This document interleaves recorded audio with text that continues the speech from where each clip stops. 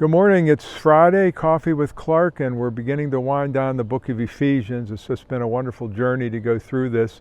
Couldn't go as deep as we want. We only have a couple minutes every day to cover this, but want to go through the books of the Bible to give you the high points of what I believe the Lord wants us to see in some of these teachings.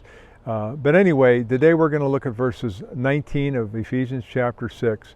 And Paul is now speaking about the importance of actually 18. I'm going to start with praying always with all prayer and supplication in the Spirit, being watchful to this end,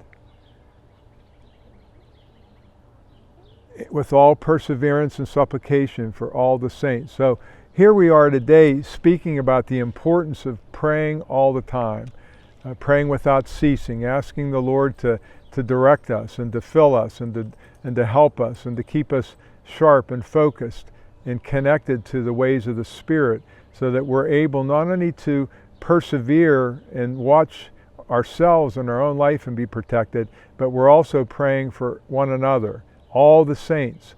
And it's very important that we remember one another in prayer, because we're all going through something every day. And sometimes the Lord will put someone on your heart, you're wondering why you're even thinking of them, and I believe that's a heads up. Anytime you get those kind of premonitions, to pray for someone else, because something's going on many times you're not even aware of. I love it whenever I'm thinking of something or going through something, and out of the blue someone texts me, sends me a text and says they're praying for me. It just like blows my mind, and that's the work of the Spirit. And so Paul said also, pray for him. He's an apostle. He has a ministry. He has a preaching responsibility to take the gospel to unreached people groups. And he says, pray for me that utterance may be given to me, that he might have the ability to speak the word of God. He says that I may open my mouth boldly. He doesn't want to be afraid or ever be in a situation where he's ashamed of the gospel of Christ. He said actually in Romans, for I'm not ashamed of the gospel of Christ, for it is the power of God unto salvation to everyone that believes. And so he's very bold as he's filled with the Spirit of God. And Paul, of all people we study about in the New Testament as an apostle, understood his need to have the full armor of God on.